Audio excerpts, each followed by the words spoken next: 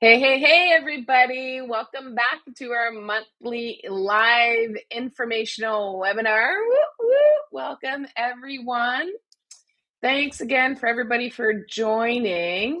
We're super excited to have Daniel Foch do a short presentation for us. It's going to be everything economics tonight.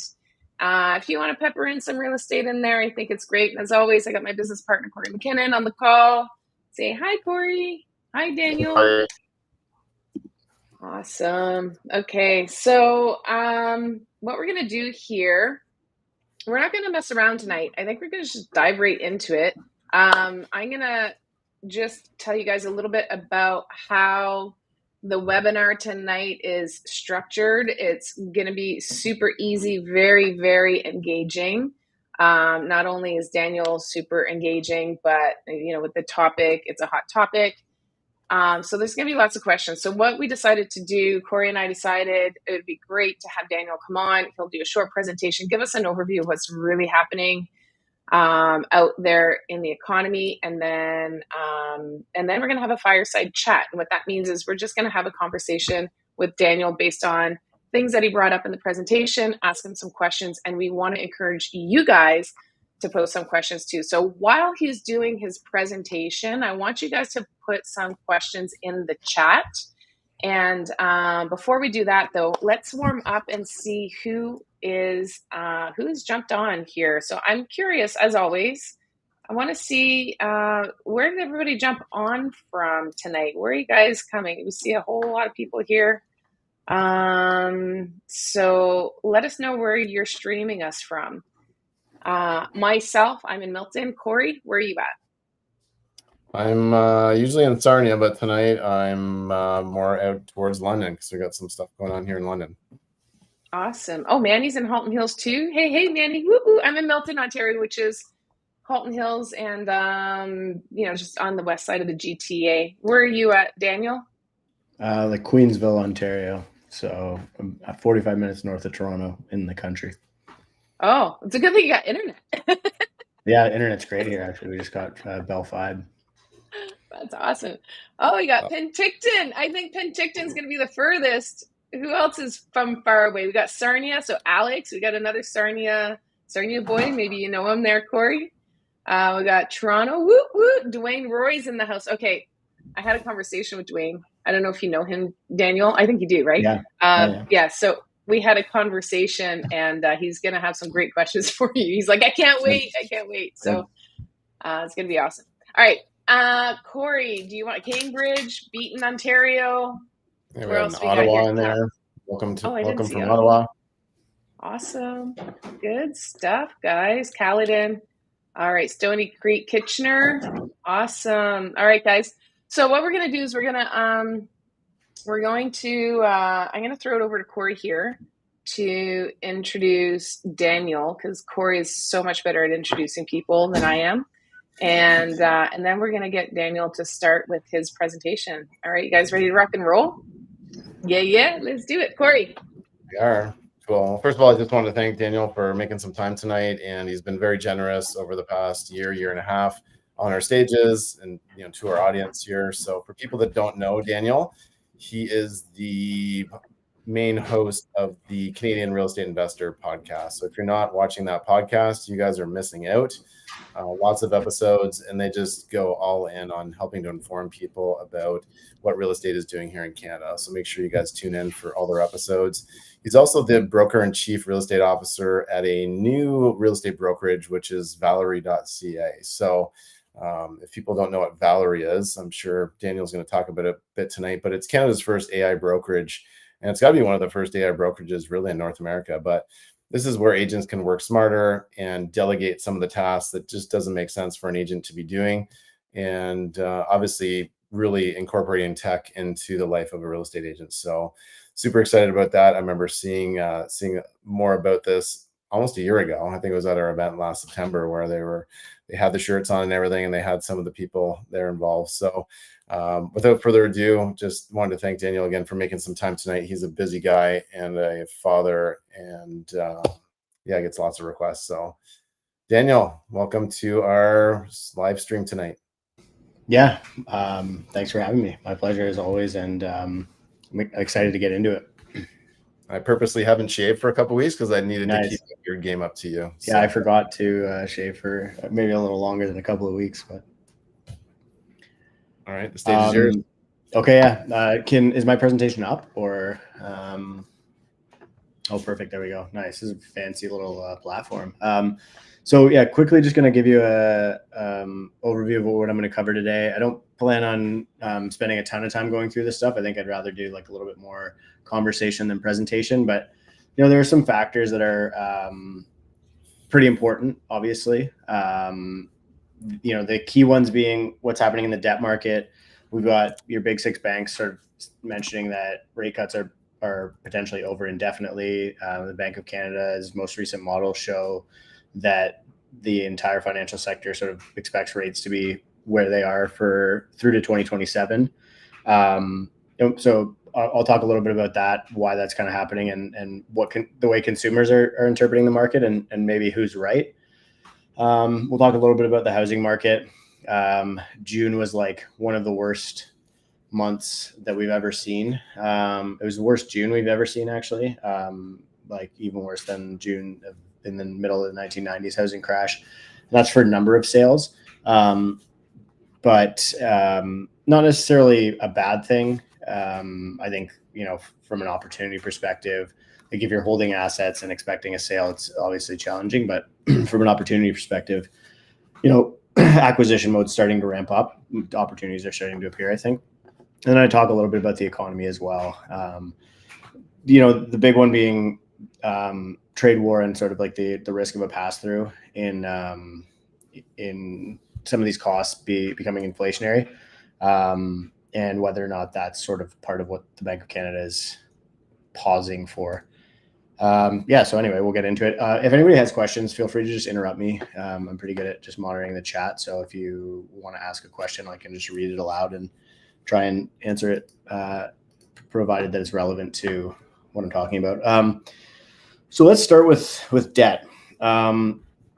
The delinquency rates for most credit products are rising. Mortgages and HELOCs are obviously still very low. I would say delinquency rates for all products are quite low in Canada, but they are rising at a relatively concerning clip. And most of your financial institutions are forward-looking with this stuff. So especially the Bank of Canada, if they start feeling like we're going to see a huge spike in delinquencies, I would imagine, I'm not a policymaker, but I would imagine that there is some degree of like economic Darwinism that they might want to take place. We got drunk on cheap credit for the last 4 years, or maybe the last 20 years, and the hangover from that is going to suck. And we'll talk a little bit about that and how Canadians are deleveraging and how I think that that's part of the process of what is really going to heal our economy. But in the meantime, I mean, delinquencies are rising, but they're really not of major concern. They're still lower than they were in 2019. And I think a big part of that, to be honest, has to do with changes in the recourse environment that took place in 2020, in such that this thing called the Canadian Mortgage Charter came out, and lenders really don't have to push you as hard on, going power of sale, as an example, if your mortgage is delinquent. And you have a lot of options as somebody who is behind in a mortgage. I'm not going to say like go and test that assumption by not paying your mortgage, but for people who haven't, they do provide you a lot of options, because it's much more convenient for them to like help you work it out than it is for them to have to report you as a delinquency after 90 days. And so you have options to try and sell your house. You have options to blend and extend on amortizations if you are experiencing real financial distress. There's a lot of different things that can take place. And so I think that actually could be, if we're trying to look at a reason why delinquencies might be so low, given the economic set of circumstances we have, could be among them. So I'm going to start off by talking about sort of what consumers think are going to happen with rates. And to me, consumers are really clearly communicating that they believe interest rates are going to fall. So, and the way that they're doing this is they're taking variable rate mortgages. So variable rate mortgages are by far the leader of the type of mortgages that are being taken in the last couple of months. And they recently took over. And even before that, consumers felt that the rates were going to fall by taking shorter term fixed rates. So even in this time last year, people were taking 3 to 5 year fixed, so mostly a 3-year fixed product, assuming that they're getting, they were priced relatively well comparatively, and you would take a 3-year fixed and hopefully renew at a cheaper rate in whatever 27, 28. But that's been replaced. You can see that mortgage product falling off of a cliff here and towards the end of 2024 and around the same time. And this was sort of when the Bank of Canada started cutting more aggressively. People started taking variable rate mortgages in an effort to try and capture that downside in rates. So our consumer is stating with their purchasing decisions that they believe that interest rates are going to fall. The bond market doesn't agree with that, at least as of, this is a 1-year look, but our rate environment is actually comparable, a little bit lower than it was this time last year. This is our bond market kind of indicates where your fixed rate is going to end up being priced. Most of your fixed products end up being GOC plus like a 1% to 2% risk premium, because basically the government of Canada, if you're RBC, you can either lend money to the government of Canada and get an interest rate of 3.1%, or you can lend money to me or Corey or Danielle and get an interest rate of 4 to 5%, let's say. The bond yields jumped up pretty substantially yesterday on the CPI print. So inflation was a little bit higher than expected, but and core inflation, well, it was actually lower than expected, but it's trending in the wrong direction. But core inflation was like 3%, and the Bank of Canada really looks at core inflation. So all of this to say that the bond market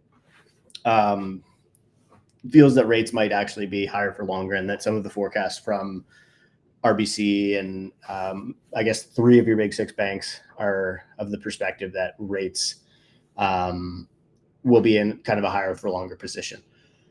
So the question becomes, who's right? Is the consumer right? Usually the consumer's wrong, and the bond market is a little bit more accurate, but the bond market over a long run is typically also wrong. There's a whole bunch of charts that show like basically your rate path, and then the bond market forecast just shooting off of it, and it shows like how wrong it was historically. And so probably the truth is somewhere in the middle, and somewhere in the middle to me looks like, as it stands right now, we have a set of circumstances in which it would be reasonable to assume that rates would stay higher for longer if the set of circumstances doesn't change. But the set of circumstances is very likely to change. We have a trade war that's putting a ton of pressure on the U.S. economy. We don't have data that substantiates the impact of that yet. We have a global economy that isn't doing well. China just put in, I think, $700 billion worth of $700 billion USD equivalent of liquidity into their market yesterday through quantitative easing.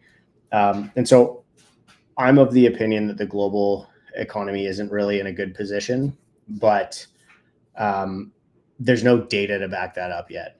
All of the metrics that would convince a central bank that rates need to be lower aren't there yet. And in Canada, they're becoming absent as well. We had a really strong job print a couple of days ago. We had a strong CPI print a couple of days ago. And there's still concern that inflation could pass through from tariffs. So this is why the Bank of Canada is probably not going to cut in July. Will they cut several more times towards the end of the year? Probably. My guess would be that rates will be lower at the end of the year than they are today.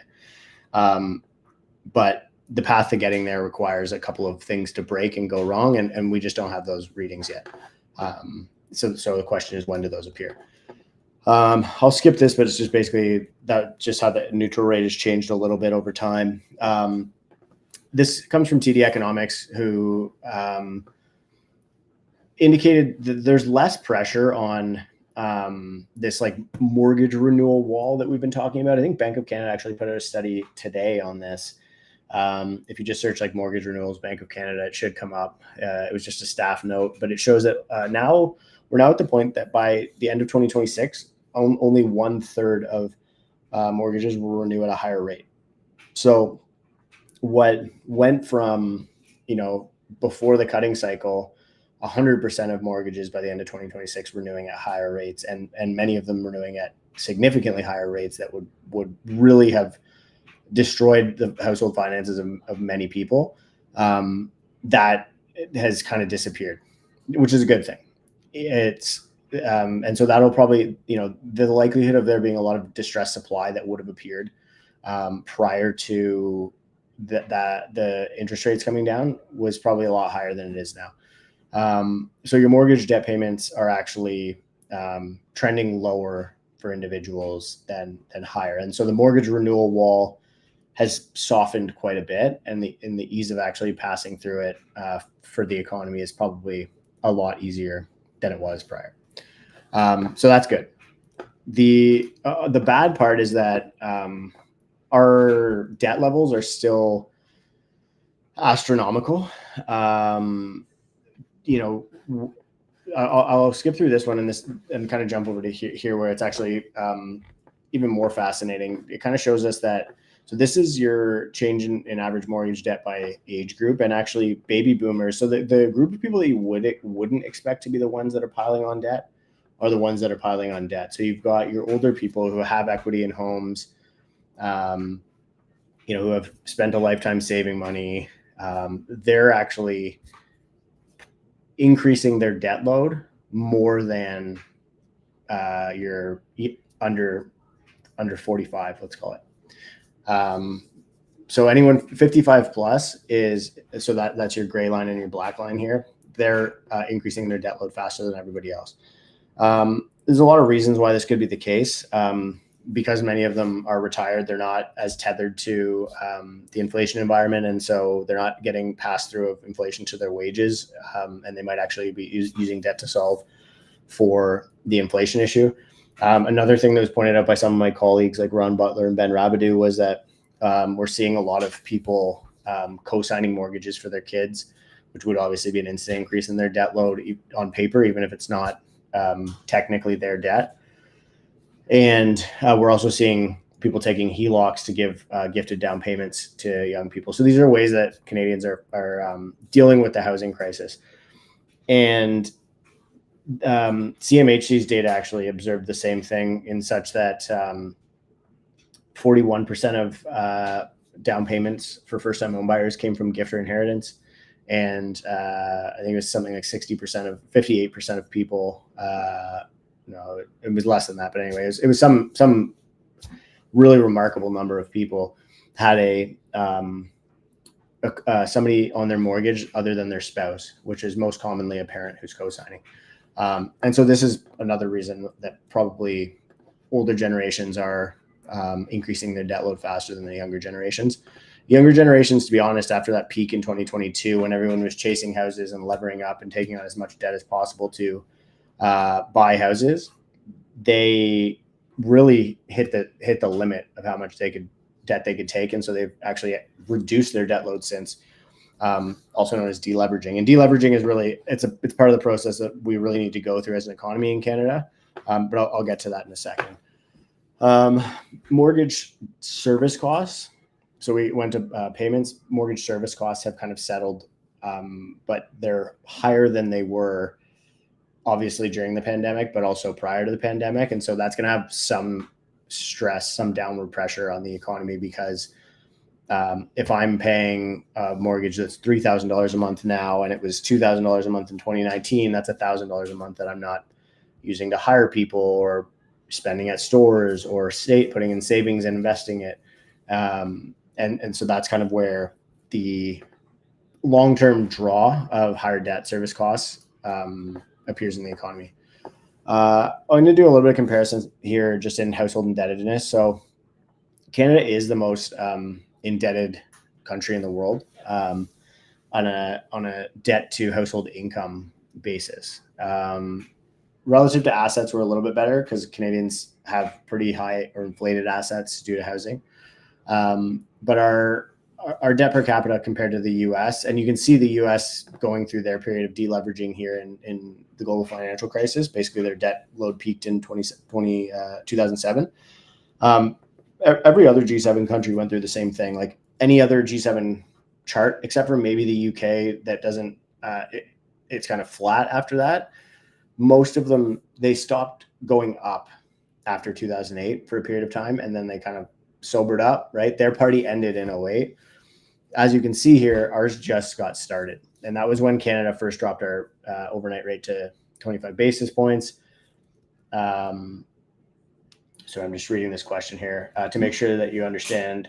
China doing quantitative easing, you mean they dumped U.S. Treasury bonds? Thanks. No, they injected capital into their market through quantitative easing, which would be domestic purchase of bonds from their central bank. To return to this one, household debt per capita in the U.S. obviously started climbing again, but Canada just like didn't stop climbing. If you jump that over to all these charts come from a guy named PH Floor on Twitter, by the way, where I encourage you to follow.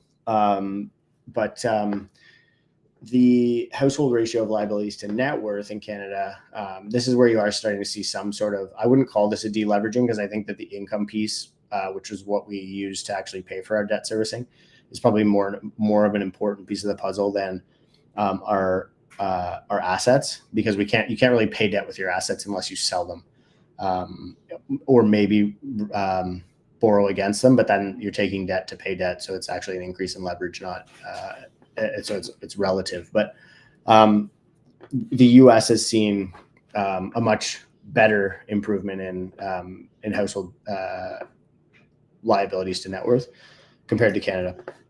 All of this to say, Canada needs to deleverage. This is another chart from Twitter. The account's Red Pill Rick. But Canadians have been deleveraging. So we peaked at 185.4% debt to disposable income, which is literally a world record. That's the most that anyone's ever achieved. And this to me is like really just a huge indication that Canada is a debt fueled economy. We're obsessed with it. We use it to, I always call it debting ahead. I mean, you go to like other places in the world, not everyone's driving a nice new foreign car. Not everyone's living in a McMansion. Canadians just love using credit to make our lives marginally better. We suck at deferring gratification. We want the best life that we can have now, and we'll suffer for the rest of our lives to pay the debt that we accumulated to do that. It seems like we have realized that was a bad idea, and that eventually the party and the music has to stop. And Canadians have now decreased their debt load at the fastest rate that they ever have, other than the pandemic, during which point basically everyone got helicopter money and didn't have to pay their mortgages. So it stands to reason that we decreased our debt load at that period of time. But so Canadians are deleveraging, and that's a process that's going to continue and going to have to continue. And I would really look back at what those deleveragings look like in countries like the US, or look at the global financial crisis, look at Canada in the 1990s, and look at what that happens. This is a deflationary process. So Canadians are going to sell assets, houses, cars, boats. If you're like me and you've been looking for a boat on Kijiji for the last like 5 years, and COVID, you saw the prices go up like crazy, and now you can get the same boat for like 50% of what it sold for. That's what deleveraging looks like, and that's the deflationary impact of deleveraging, is people getting rid of stuff so that they can pay off debt. I'm going to jump over to house prices now. So does anybody have any questions in regards to everything I covered on debt?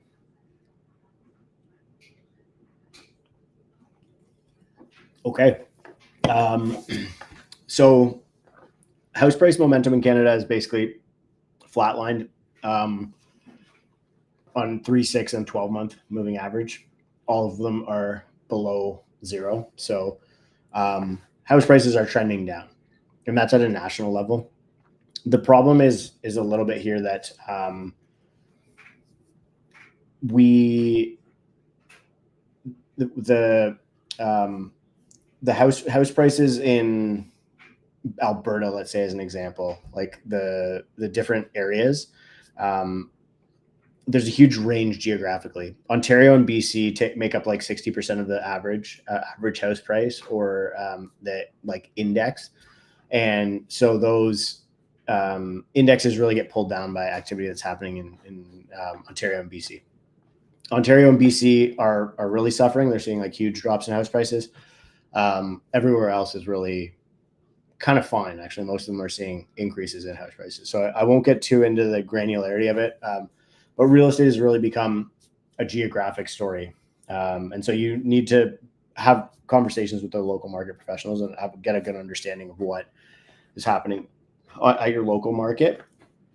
And that's probably what's going to help you find opportunities in a market that's incredibly difficult and scary from a real estate perspective.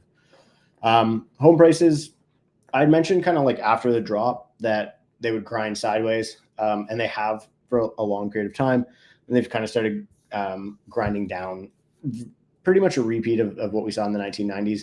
There's a handful of charts out there, one on Exelon's Substack that's pretty good. I think BMO Economics did one as well that maps all of the past housing corrections side by side, and we're basically exactly on track to repeat the 1990s housing correction. Do I think it will be as low and painful? It could be. Yeah, it really depends on probably the outcome of this trade war, which I'll get to kind of towards the end of this. From a supply perspective, so months of inventory is really high. It's like high relative to what we've experienced in the last little bit. But if you really go back, we're kind of in a normal market. So we're in like sort of the market that we saw from early 2000s until basically the pandemic, other than like a couple of crazy moments.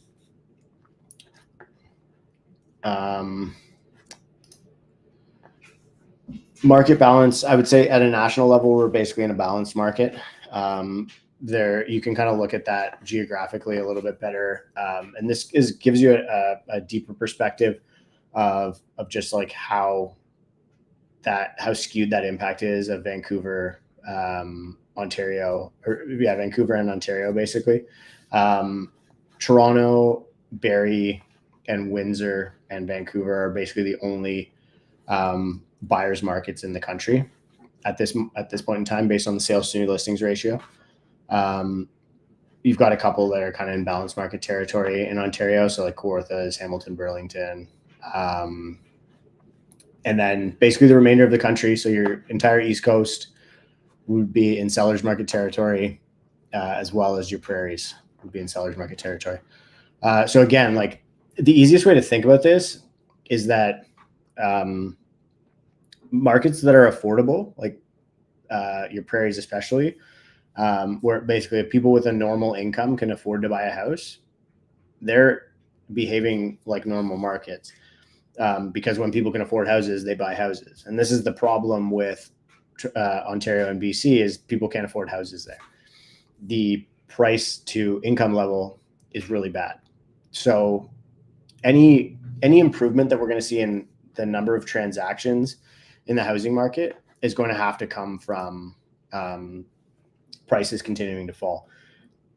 It could also come from interest rates falling or from wages going up, but those two things are, as it stands right now, not going to change in the near future. And so at least in the near future, until those variables change, we see an improvement in wage growth or improvement in the interest rate scenario, house prices are going to have to do a lot of the work to create affordability, to get more transactions going, which is why I've always found it funny that realtors kind of want to see house prices go up, because if prices go up, fewer people can afford the houses, which means fewer people buy and sell the houses. This is RBC's analysis. They have Canada in a balanced market as well, and that home price index with prices falling below. So they have them down just shy of 4% on a year-over-year basis. The one thing that I think is really worth paying attention to in Canada's housing market right now is whether or not builders and the demand created by this new first-time homebuyer incentive is capable of creating more demand, or if they're capable of finding an equilibrium in the market. So if you look here, this shows basically your house prices and the impact of this new GST removal program, GST rebate program. And so basically up to $1 million, first-time homebuyers pay no HST. So they actually get like a $40,000 or $50,000, let's call it like an advantage or a subsidy on the price of new homes. And so what we'll likely see is builders really pivoting more and more towards building homes for first-time homebuyers, which is like, this is really kind of the first time ever that you would have seen this, probably since like the last time this happened in Canada's economy, like the 1990s. Or like, yeah, when we had like 0% down programs and stuff like that, because builders could make a lot more money selling condos to investors or houses to move up buyers or foreign investors, as an example.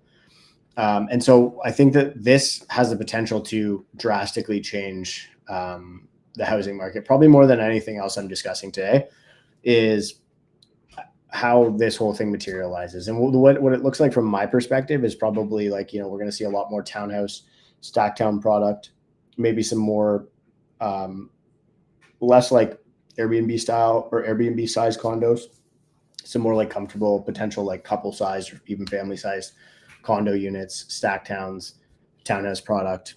And this is all good. These are all good things, by the way, but that's going to have a pretty big impact on the market. I will mention the rental market as well, because I think rental is like that's its own beast and it's very worth watching. But on the new build side, I think you're going to see 5 years of builders basically purely tailoring houses to first-time home buyers, if they can. It's a hard market to sell into because first-time home buyers are not the richest buyers in the market. The policy savings that are going to happen as a result of this HST thing are going to be most pronounced in your most expensive markets, where you have more and more of those houses that are up against that kind of $1 million mark. So in Toronto, for first-time home buyers, you're going to see a reduction of like $250 a month on a mortgage payment and up to $10,000 reduction in their down payments. And this is based on assuming a 20% down payment on newly built homes. This is all analysis from Desjardins, by the way. And Vancouver would have the fewest number of homes that would qualify for the GST rebate, even though Toronto or GTA, they would call this. Toronto has a lot of condos that are below that number. They also mentioned that rental apartment construction continues to outpace condo construction in Canada, and this to me is, outside of what I mentioned, the new build trend and kind of how that's going to shape the housing market, this is probably the biggest risk factor for the housing investment in the Canadian economy right now. So rental construction is past condo and ground oriented, which is like your single family detached. This is the ratio of rental housing starts to condo starts. Probably one of the most shocking graphs in Canada right now. Now remember your condo number is trending down and your rental number is trending up. And so that's why it can kind of rise very sharply. But rental housing stock is the highest we've seen since like the 70s. Like you kept hearing policymakers fantasizing about the 70s, talking about how it was such a great time for Canada. We're building so much high quality rental housing. We got back to that very quickly. And the big reason for that, obviously, is CMHC's MLI Select, which I'll get to, and I'll show you some interesting data on that. But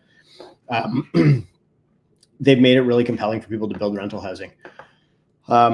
I was of the perspective that Toronto probably would see less and less of it, or the GTA would probably see less and less of it, because MLI Select projects don't really pencil as well in the GTA, but it's just as high or just as meaningful of an impact in the GTA as it is in other markets. So we are seeing a huge increase in rental construction. I'm going to get to kind of what markets are most vulnerable to that and how it kind of plays out. But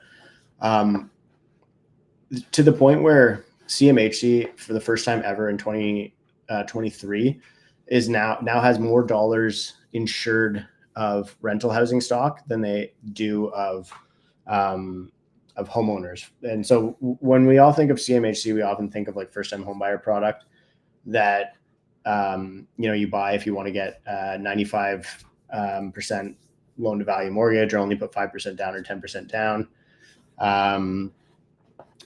And that would be like their homeowner product.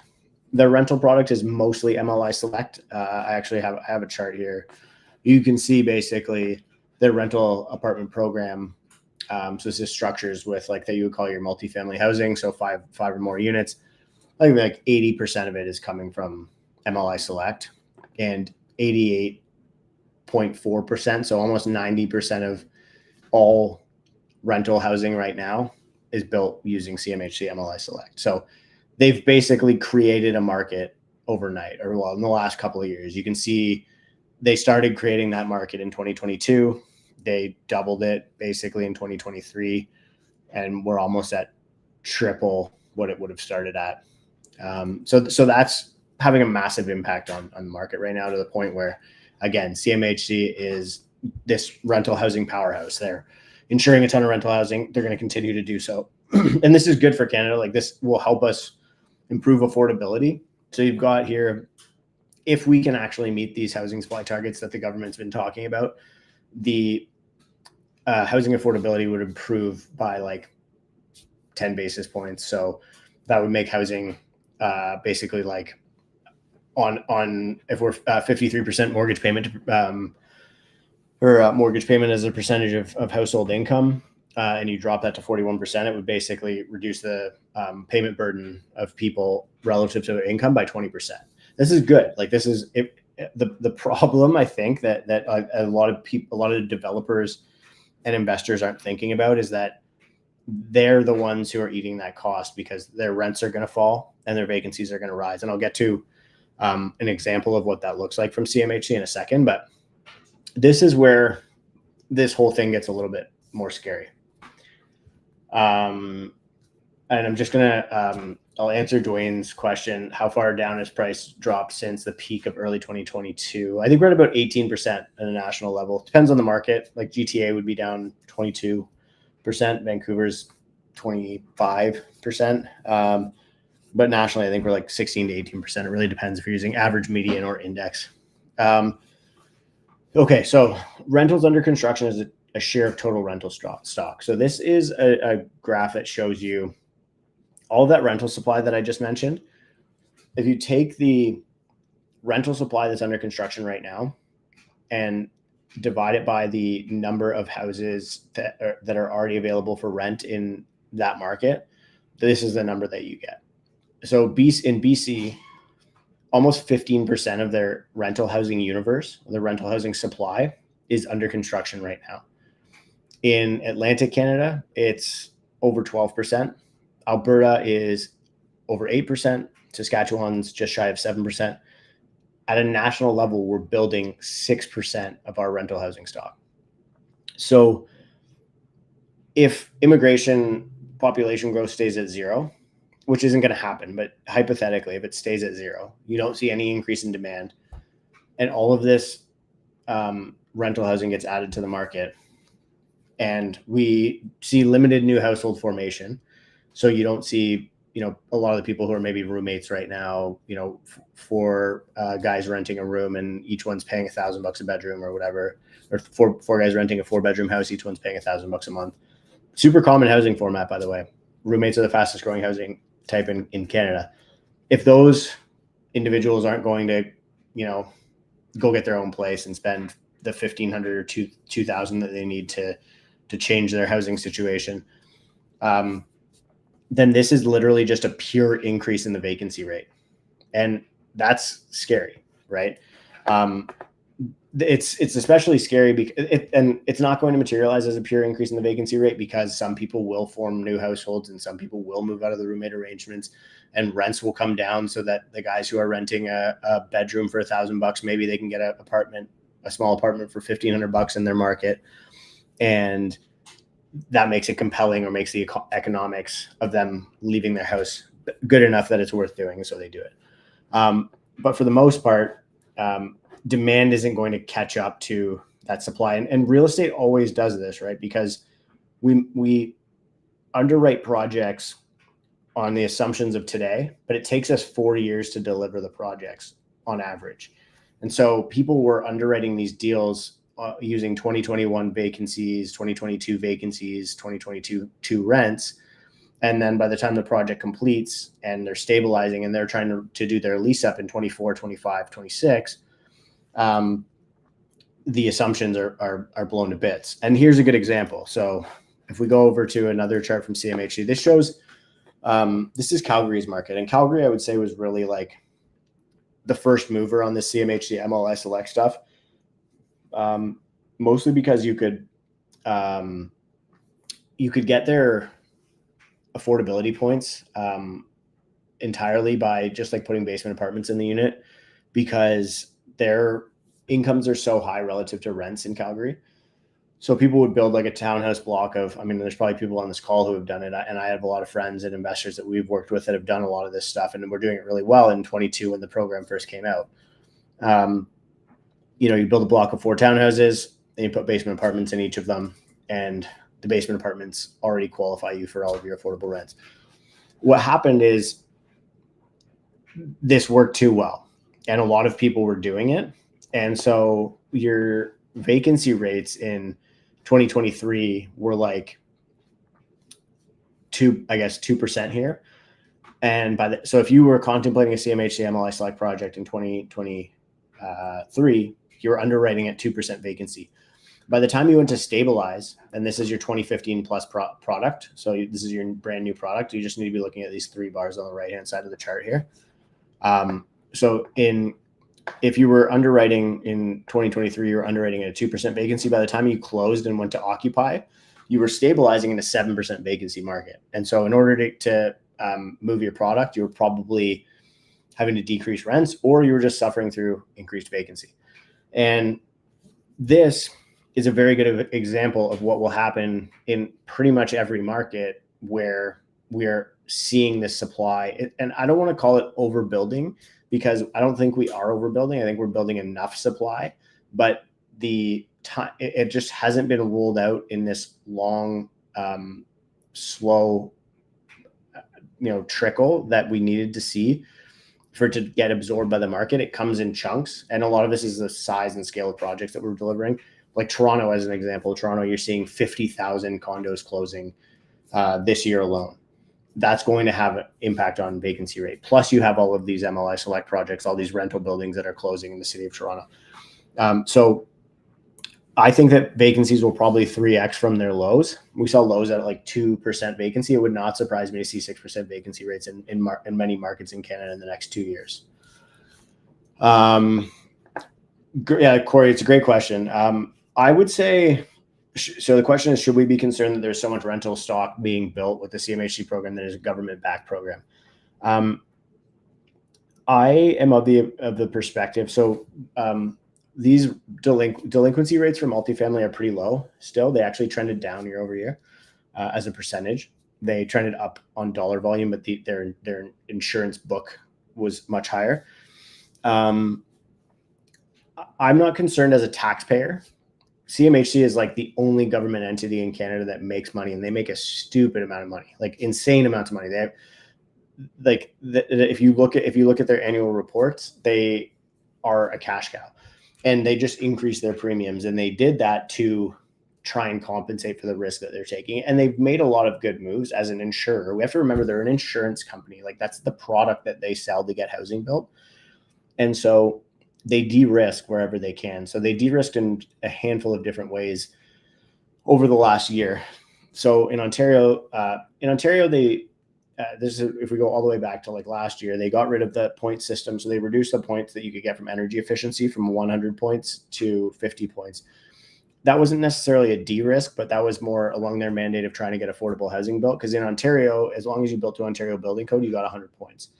And so if you got 100 points, you could get the highest loan to value, the best interest rate, and the longest amortization.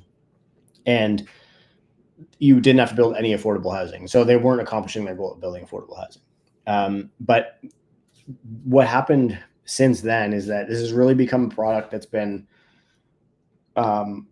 adopted, loved a little bit by the Toronto pre-construction investor community. And I think that they like to turn things into a casino, right? And so I think CMHC saw that there was a lot of product that was being delivered in the wrong way and to the wrong people, and the wrong people being basically investors who they didn't like the risk profile of. So they de-risked this in two ways. Number one is they created something called the rental achievement holdback.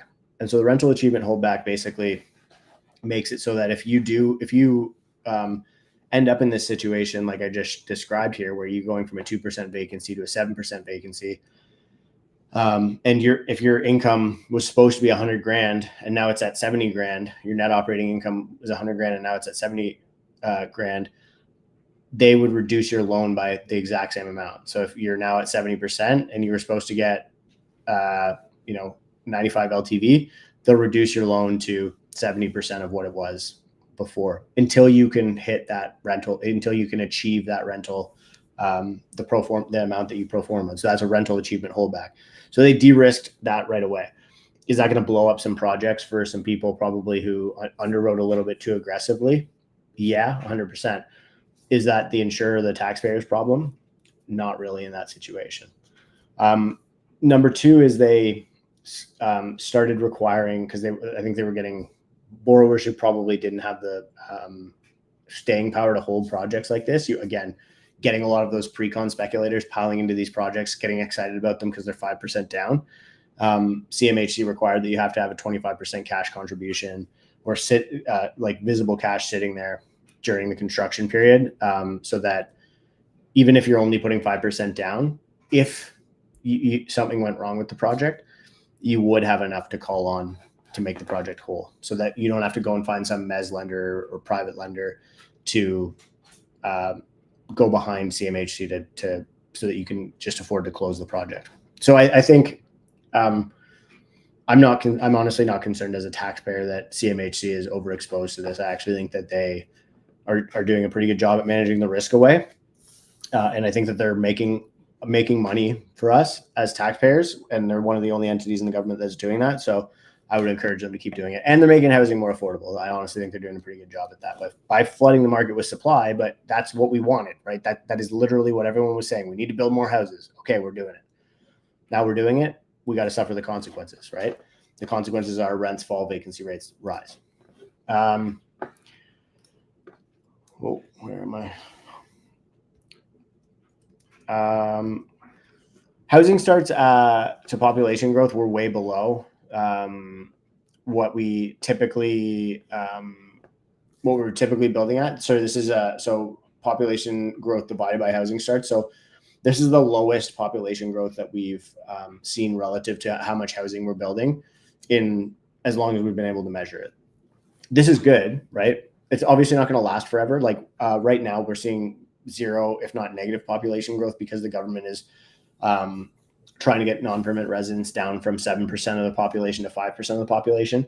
And so you're kind of getting this point where there's a handful of different, I'll try and wrap this up quick too, because I just realized I'm going a lot longer than I intended to. But, basically a lot of people are leaving because it didn't work out for some of the temporary foreign workers or international students. The economic promise of Canada wasn't exactly what they expected. And policy has also been trying to remove some of these individuals by not renewing visas, or by taking them from a non-permanent stream and turning them into a permanent resident. So giving them permanent residency. And so you're getting a lot of people added to the permanent resident or immigration that are coming from as a loss in the non-permanent resident. So the majority of our immigrants to Canada or permanent residents being added to Canada actually are already here, right? They're just on a different type of visa and they're being added to the permanent resident stream. I'll skip that one. The one big issue and this is where I really think that when I think about CMHC MLI Select and when I think about rental housing starts, the government does want to keep the machine running, is the construction sector jobs are really a big issue. So construction sector jobs, we've seen a ton of condo projects complete. There's no new condo projects being started. If we see huge unemployment in the construction sector, this becomes a recipe for disaster. So I think that they're very incentivized to try and keep housing construction moving through programs like CMHC, MLI Select. I mean, housing is really infrastructure, right? We need to treat it like infrastructure. And so you go back to the 1990s or 1980s and look at what happens during recessionary times. The government spends a bunch of money on what they call make work projects. Make work projects are basically like you're spending a bunch of money to make work, to keep the economy moving. And we're really seeing Carney pull back a lot on OPEX spending. So they're going to be laying off a lot of government workers to try and reduce that bloat, but the ongoing expense. And they want to reallocate a lot of that money to capital projects. So if you're a real estate investor or any type of investor and you think about the way a company runs, governments run the same way. They have OPEX, operating expenses, and they have CAPEX, capital expenses. CAPEX improves the value of your company, your house, your rental property, whatever it is. That's where the government is really going to be trying to focus the capital over the next little bit. This is, again, another little bit of a downside risk from the rental market side of things, looking at non-permanent residents. So non-permanent residents and rents or rental inflation correlate very heavily, as you can see. And because we're seeing non-permanent resident population falling, you can see it coming down the blue line there. Rents are going to follow that line. I don't know how far down it's going to follow them, but rent CPI, and this will pull CPI down too. This is probably where we're going to get to the point where we're in a disinflationary environment a year from now when these rents falling actually show up in the market, right, in the consumer's basket of goods. And so this to me is like a big component of like right now, shelter inflation is like, I think it's like a third of overall inflation. So if like CPI is at 3%, like 1% of that is shelter inflation, which is your mortgage costs and your rent CPI. And so if that drops to zero, which it will, once we're past the renewal wall, we just learned that only 1/3 of people are renewing at higher rates. We pass that renewal wall, plus rents past that renewal wall, we will be in a disinflationary environment, if not like well below target or almost on the low end of the target range, probably within 6 months. So that's kind of where the Bank of Canada starts getting a little bit more runway to cut. As it stands right now, are they going to cut? Probably not. They're not going to cut at the next meeting. Maybe if we get some bad U.S. economic data or the Fed starts cutting and they get a little bit more room, they might pick up the pace toward the end of the year. But as it stands right now, until a lot of these things materialize, they really need things to break, right? So they can kind of come out and say, okay, we're going to fix it, right? Here, we're going to drop the rates. But what they shouldn't be doing is the moral hazard of trying to prevent people from suffering the consequences of their own actions. And that's really the delicate balance of being a policymaker with the central bank, from my perspective. Tariff rates, your effective tariffs on Canada are relatively high right now, mostly concentrated in Ontario. And so you're seeing a little bit of a suffering in the Ontario market as a result of that. Trade war thing, I mean, I think the market's kind of priced it in, I would say. I think the housing market hasn't really, but like your stock market has like very much like priced in trade war. And it's almost, we hear about the taco trade, Trump always chickens out or whatever it is. Like people just aren't taking this seriously anymore and think that it's going to come to an end. I'm of the alternative opinion that, like, if you listen to Secretary Bessent speak, he did a podcast with All In, and he really talks about tariffs as a revenue tool, and they're very serious about it. So I do think that there will probably be some sort of lasting impact. Where do we fall? I think we're probably going to fall in that like 10 to 20% range. You're seeing a lot of these things. I said from the start, as soon as this was announced, it was going to be exactly like 2016, where it was going to be a bunch of posturing around tariffs, but then eventually it ends up being basically everything's exempt. There's like 70,000 exemptions for Canadian, like specific exemptions in the Trump 1.0, so the 2017 Trump administration. I think we're going to end up with the same situation. It's just how long does it take to get there, and how much of that passes through to the consumer in that period of time, and what are the impacts of it. And that to me is really the X factor that we've never seen the central bank have to deal with so far, which is they're really just tightly monitoring how bad these, and you can see it on the Bank of Canada's website. Like, they did a couple of studies on it recently, but the risk of pass through of inflation to the consumer. And so there's a lot of stuff that I think they're paying attention to that's made them kind of a little bit fearful to cut rates. So I think that's everything I have for today. Is that my last slide? Yeah, that's my last slide. But I'm happy to do some questions or our little fireside chat, Corey.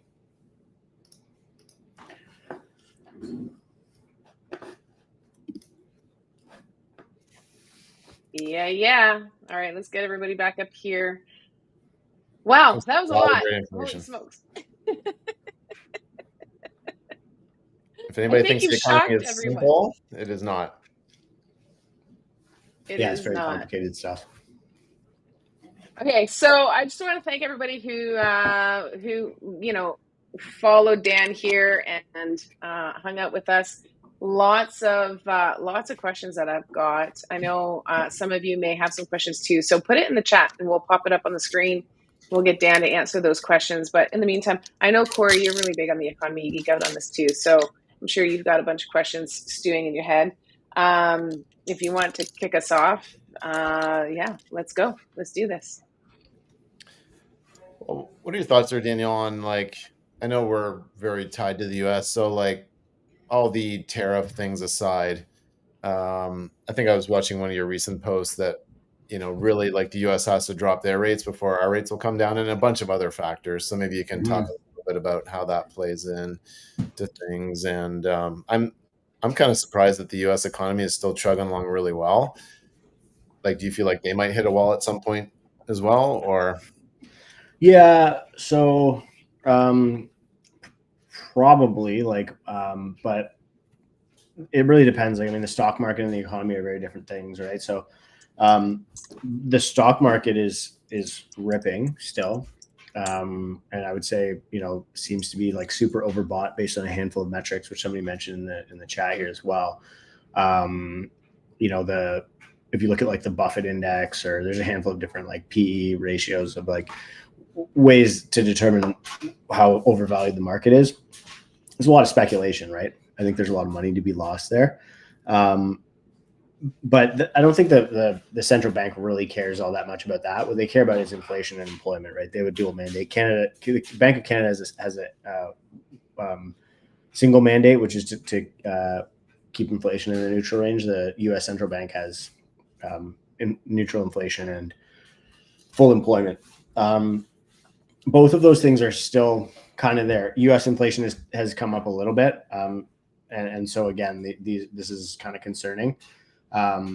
This is probably a pass through of tariffs in the U.S. where people are actually paying those tariffs, and that gets passed through to the consumer. So it actually ends up backfiring a little bit. I would say that, do we need to wait for the Fed to cut? We either need to wait for the Fed to cut, or we need to wait for something bad to happen in Canada's economy. I mean, if we look back at what happened to the Canadian dollar the first time the Fed cut, the first time the Bank of Canada cut before the Fed, Canadian dollar got smoked, right? It was really only once Trump started doing all of this stuff and the U.S. dollar started to weaken relative to other currencies around the world that the Canadian dollar kind of came back, and that wasn't really because of us or because of the Bank of Canada. So the easiest way to think about this, if you're trying to understand it, if somebody's listening, your interest rate is like the rate of return on a currency, right? So if the interest rate in the U.S. is higher than in Canada, then people are willing to pay more money for the U.S. dollar than Canadian dollar because they can get a better return. And so if Canada cuts too far ahead of the U.S. and our rate of return or interest rate on our currency is significantly lower, then Canadian dollar loses favor. The risk that comes from this is that if we lose a lot of buying power against the USD, then we're at risk of what's called imported inflation, because Canada buys most of our goods in USD. And so if we lose 10% buying power against the US dollar, our goods basically go up by 10% because we buy almost everything in USD. And so this is probably one of the scenarios that causes the Bank of Canada to not want to lead the Fed too much, and why they've probably slowed down and why they would be waiting for the Fed to do it. I do think the Fed will cut probably in September anyway. But to me, it's either the Fed, and I think they'll follow the Fed, or I can't see us getting any really bad economic data between now and then. To be honest, this stuff takes a long time. But I mean, if, one bad jobs print won't do it, and one really low CPI number probably won't do it either. So I think we're waiting for the Fed, to be honest. Gotcha. So I got a question here, because you mentioned about, the stocks doing well, especially in the States. Corey and I had a conversation actually with Dwayne Moore earlier today. It was just coincidental. So we were talking, I was talking about the economy when we're on the phone. I don't know if we talk or rant, but in any event, we have a conversation about that. But so here's the conversation that we had, and I wanted to throw it out there and get kind of your insight on this, because everybody's saying that we're in a recession. So I guess the first part of my question to you is, would you say we're in a recession? And the second part is, how can we be in a recession when there's inflation happening? Because usually they don't go hand in hand. Well, yeah, we're not really in like an inflationary environment. Like core is higher than the Bank of Canada wants it to be, but like CPI isn't technically out of the neutral range. So I wouldn't say we're in stagflation. If we are, it would be like very minor. But technically, if you have inflation and recession, that's the situation that you're in. Fortunately, like a recession has 100% success rate with getting inflation back down to the neutral range, right? Like if you really want to get inflation back down, the easiest path to do that is a recession, and that's often why the central banks will keep rates higher for longer to push the economy into a recession. Like central bankers don't really care if people took on too much debt and now can't survive. Like, you know what I mean? Like most people who were responsible, levered up properly, made decent financial decisions, like they're not really suffering in the grand scheme of things. And so people who scaled too quickly, made stupid financial decisions, suffer as a result of rates being too high for too long. The people who they are more likely trying to protect, and who knows why, right? My guess would be, if you, the people who it's basically people below, let's call it like your middle class, right? Those are like, if you think about the way inflation works, people who are poor, they live hand to mouth, right? So they don't feel inflation, right? Because they get a dollar and they spend the dollar. And so the dollar that they're receiving and spending are both subject to that inflation. The rich benefit from inflation, right?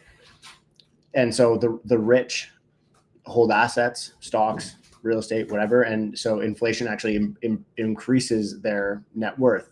And so the people that they are trying to protect from a policy perspective, and protect is probably the wrong word, but is the middle class. Because if the middle class holds assets, but not a high enough amount of assets to see their value go up, and it makes them more wealthy, what happens is that their wealth actually gets inflated away. And that makes people very upset and angry, right? If people feel worse off every single year after year, that's how you see major political shifts. That's how you see revolutions happen, right? As disparity starts to increase. And so that's kind of what central banks are trying to do. I think that's what they're trying to temper, right? Gotcha. Yeah. I didn't answer your question. I apologize for interrupting you. Are we in a recession? Technically, no. But a lot of that's because Canada has grown our population so substantially that we have more people consuming, more people earning wages. So it's a very easy way to grow an economy if the number of people is growing, right? It's like a business. Like you keep improving headcount, you keep bringing on more customers, the business is going to continue to do better.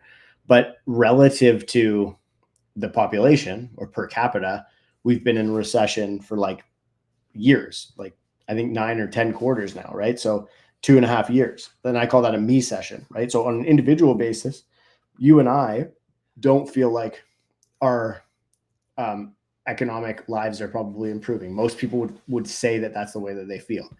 But technically all of us put together as an economy are actually moving up, and it's because there's just more of us, even though there's less economy per person. Gotcha. Yeah, it's so hard. I think it's just so hard for everybody to like try to wrap their heads around because they also change the data. I mean, how they qualify it, sometimes they're putting in certain things and taking out certain things, and it's like when they're calculating the GDP, and I don't know, it's just really frustrating to watch. I will tell you, like, I think they intentionally. Sometimes I feel like they intentionally try to confuse us. That's what I'm gonna say. Probably, yeah. I mean, I think that if most consumers had a strong understanding of how the mechanics of the market work, that they probably already would have had a revolution in most Western economies, right? I mean, in Canada, like, you create money by taking a mortgage, right? So yeah, it's all just like it's all magic. So I think you're right. They want to mystify it. That was really eye-opening too when you said that about how we're just such in a debt. We're the biggest debt country, and that actually was an eye-opener. So thank you for sharing that. I want to go to questions here with the audience because we're running out of time. I want to make sure we get some audience questions in here.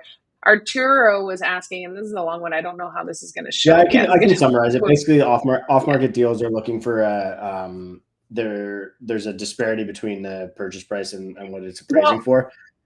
The thing is, though, it's not just off-market deals. I mean, we have our students going and looking to get mortgages at the banks, and there's a huge difference between what the appraisals are at and what the purchase price is. And I'm just not sure, like, how are we going to navigate that moving forward? Well, I think we're in a buyer's market, right? So I would encourage people to exercise the rights that they have from a buyer's market, which would be, you're finding, like, in a normal market, like, banks would appraise, and like, when I'm saying normal, I'm going back like 10 years now, but banks would appraise deals during the financing condition period, right? Like, you can make that happen. And if the seller, like, of the property doesn't want to see that happen, then just go move to the next deal and keep going until you find a vendor who will let you do that, right? So in your 5-day or ask for a longer financing conditional period, 10-day financing condition period, and you got a 10-day financing period. Now, okay, I can get my appraisal done, and I will pay you make your purchase price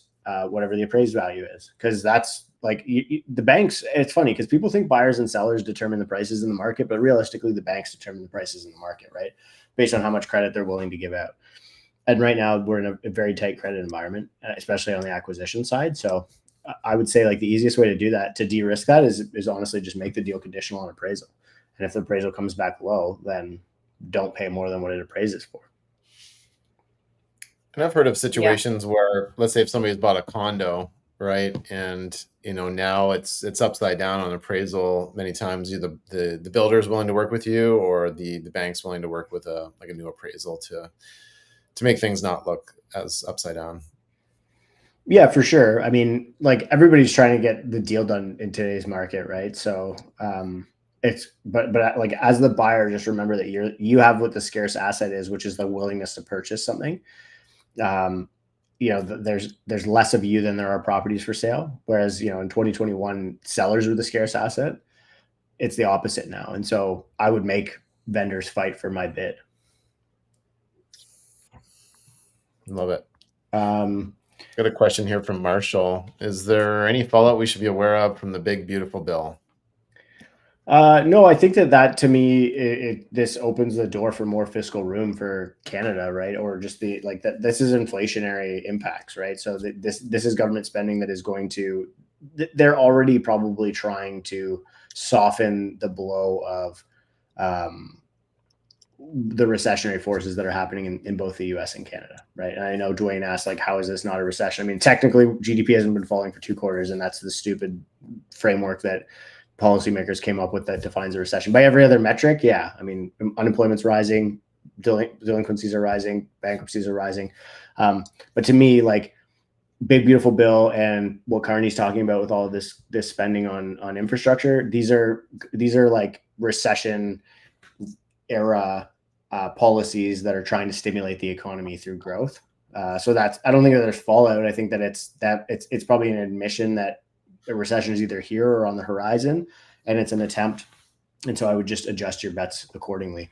And the way that usually looks is like, once this kind of stuff starts, there's usually a really bad period, and then you kind of see a bottom, and then there's a really gradual increase. And it never shoots up out of a recession, right? Because it takes a long time for people to get their confidence back. So you can kind of start observing that recovery really early, and just pay attention. Like, a lot of people who have a higher EQ, like I'm like a nerd when it comes to charts, but I have a pretty low EQ. Like, just kind of keep your ear to the ground on like what people are saying on Main Street. Like, how are people feeling? Are they feeling confident? Like, right now you can't find people to buy houses, right?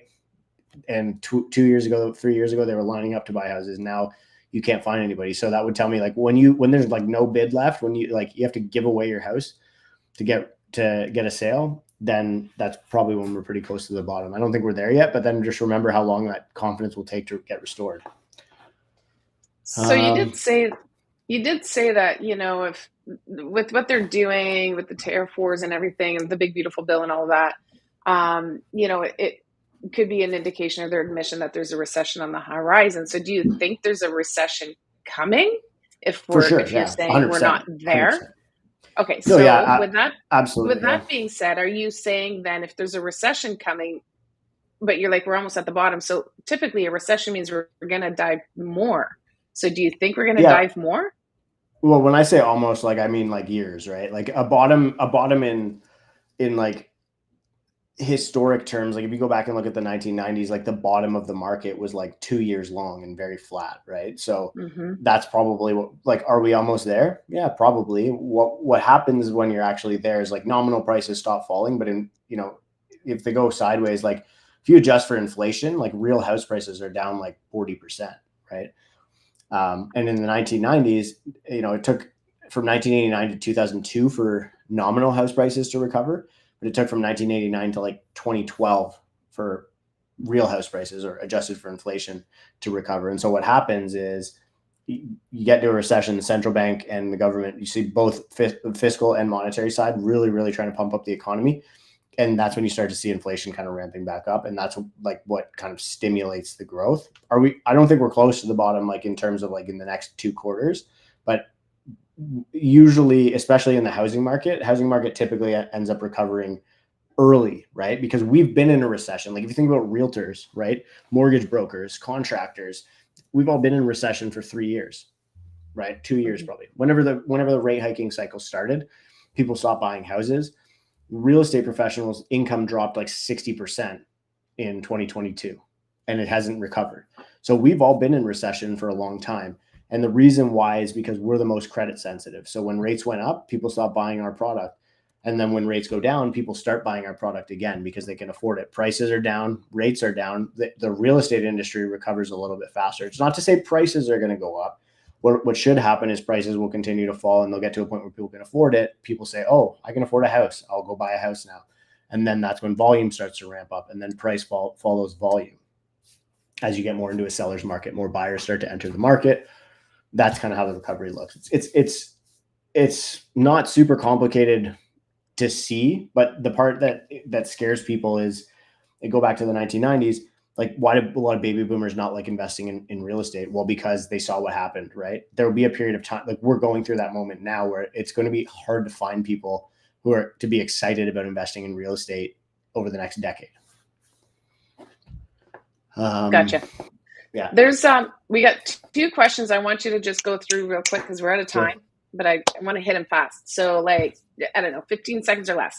Steven's asking, based on your construction growth in Ontario at 4 to 5% and decreased immigration, and both of these, by the way, are just kind of getting your input, kind of forecasting. And we all know there's no crystal ball here. But what's your best estimate for rent growth 2026, 28?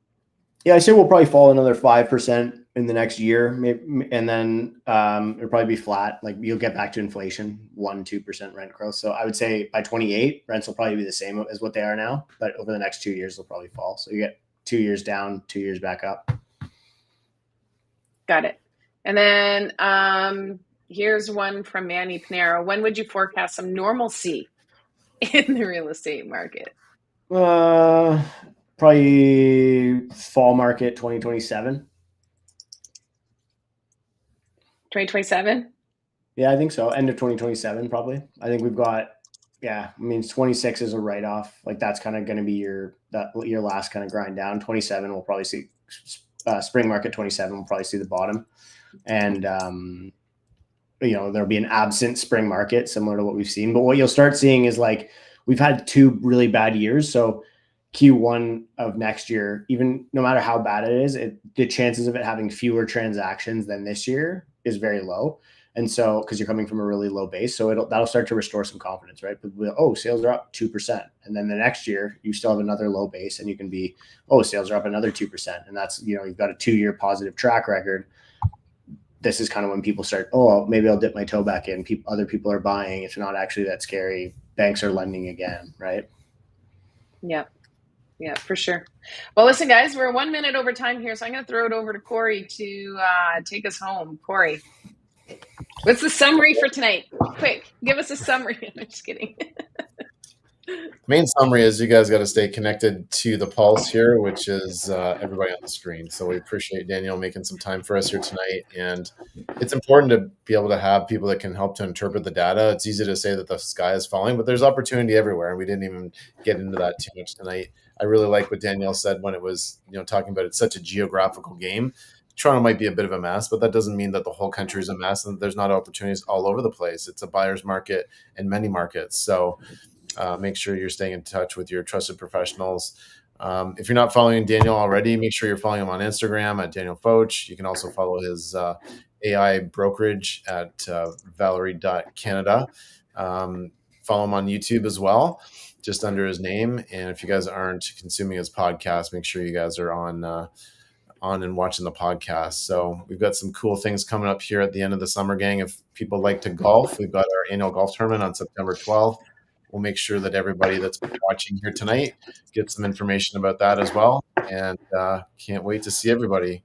Keep your chins up, guys. I know just talking to the professionals out there in the industry, it's like, real estate might be, not as in favor as different asset classes, but I think this is the time where you can get ahead and tap into some pretty great programs and some pretty awesome opportunities out there. So it's all about staying connected, right? And staying in the know and just having your finger on the pulse of all the things, because there's government programs and all kinds of stuff that is happening. And really understanding where the economy truly is and where it's going so that you can make smart decisions. And that's why we wanted to bring Daniel Foch to you guys. Dan, thank you so much for tonight. I know you're a super busy guy and you got a lot going on and you're busy raising a lot of money right now. So for your project. So if anybody wants to connect, again, just make sure you connect with him on Instagram and then have a side conversation. Any last final words you want to throw out there, Daniel? No, I just thank you guys for the opportunity, and hopefully I'll see you at your golf tournament. If you want to send me over some info, I'd love to attend. Absolutely. That. Maybe bring a foursome. Yeah.